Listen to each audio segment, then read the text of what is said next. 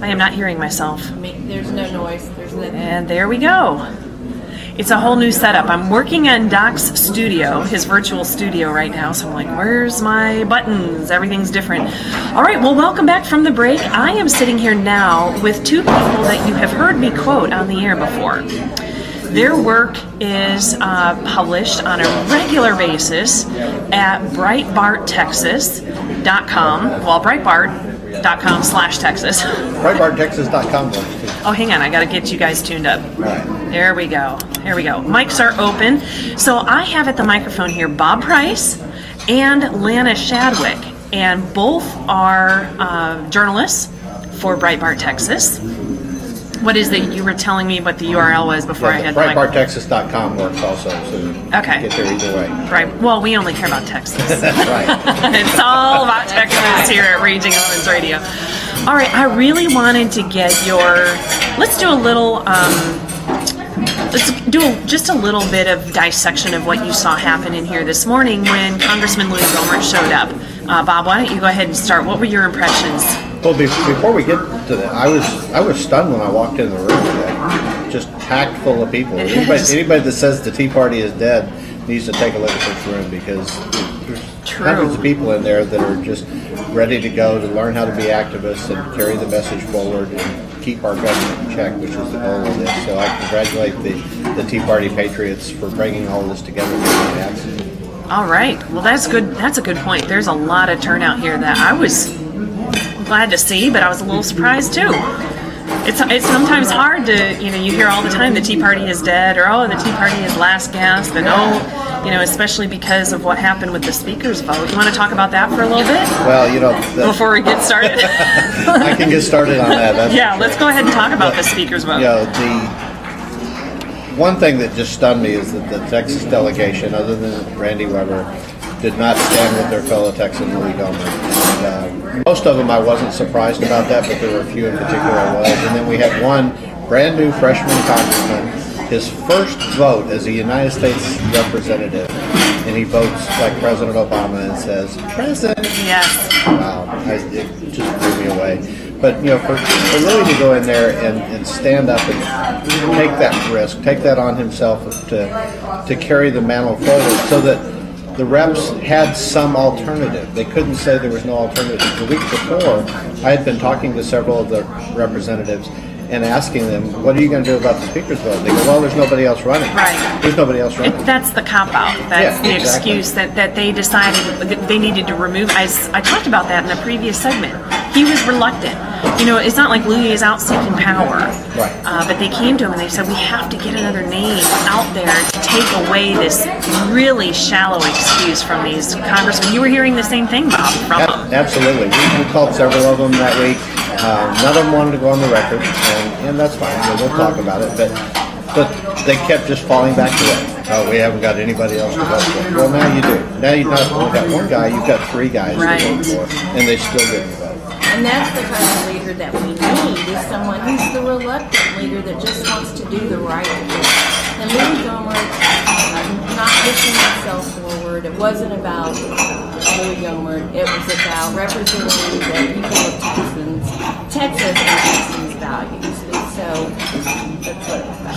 He was listening. I mean, the people were letting their representatives know what they expected, what they wanted. They wanted to see Texas stand up. Texas could have changed this outcome. Absolutely. The Texas delegation could have changed history. Louis Gohmert told us the story, some of the backstory, and I covered it earlier with Lydia, that he said that this was the 114th Congress, where for the first time ever, the clerk asked the traditional question. After the Republicans put forth their nominee, the Democrats put forth theirs, there's one each, and never before in the history of the U.S. Congress has anyone answered the traditional question that the clerk called, are there any other nominations? 113 congressional sessions went by without anyone answering that question in the affirmative until this week. Go ahead. So Texans could have made history, but we did not. We could have stood together just like Texans did at the Alamo. Yes. With all the odds against them, knowing the odds were against them, but did not go for it. Yeah, because at that point, when the clerk called that question, and unprecedented, the question was answered that there were not one but 3 other nominations. Then the Texans, had they stood together, they needed 35 no votes for Boehner to force a second vote. Once you force a second vote, everything's up for grabs. That's how you take on an entrenched speaker like Boehner. And I'm so resentful. I'm going to be honest. I'm going to use the word resentful of the Texas delegation for failing to lead in a situation that clearly would have helped the rest of the country. And I'm ashamed that they were so weak, so craven, and so self-interested that they failed to support a fellow Texan in doing the right thing. Go ahead, jump in. What I heard today from these Tea Party Patriots is that they feel like not only do we not have the heroes of the Alamo, but we have the turncoats. That they've joined the Santa Ana's army, and they've sold out. You know, that term turncoat we're hearing a lot lately, even here in Texas politics with our own speaker showdown pending on Tuesday.